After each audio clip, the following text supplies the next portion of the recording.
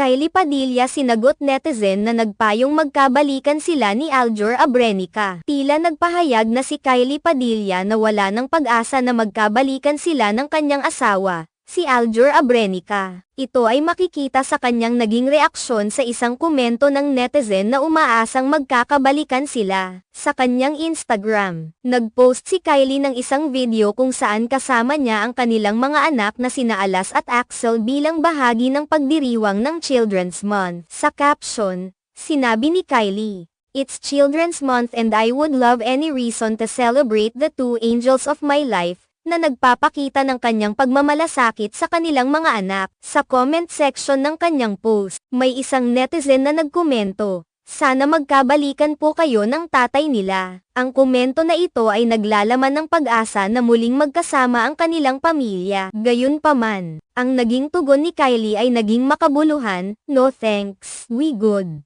Ang sagot na ito ay tila nagpatunay na siya ay masaya na sa kanilang kasalukuyang kalagayan at hindi na nagnanais na magbalikan pa.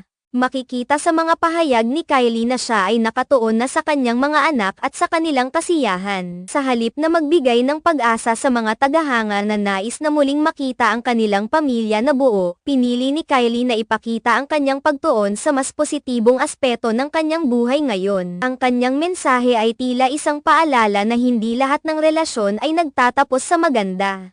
Sa kanyang kaso, ipinapakita niyang handa na siyang magpatuloy sa kanyang buhay at tanggapin ang mga pagbabago. Tila naging mahalaga para kay Kylie na ipakita ang kanyang pagmamahal sa kanyang mga anak sa pamamagitan ng pagdiriwang ng mga mahalagang okasyon tulad ng Children's Month. Sa kabila ng mga balita at haka-haka tungkol sa kanilang relasyon ni Aljur, mas pinili ni Kylie na ipagpatuloy ang kanyang buhay bilang isang ina at isang tao na may sariling mga pangarap. Ipinapakita nito na sa kabila ng mga pagsubok, may mga bagay pa rin na dapat ipagpasalamat at ipagdiwang. Ang reaksyon ni Kylie ay nagbigay liwanag sa kanyang tunay na nararamdaman patungkol sa kanyang relasyon kay Aljur. Sa mga pagkakataong ganito, hindi maiiwasan na may mga tao na magbigay ng kanilang opinyon o suhestyon, ngunit sa huli, ang desisyon ay nasa kanya at sa kanyang pamilya. Ang kanyang sagot ay tila nagpapakita ng kanyang determinasyon na ipaglaban ang kanyang kasarinlan at ang kapakanan ng kanyang mga anak.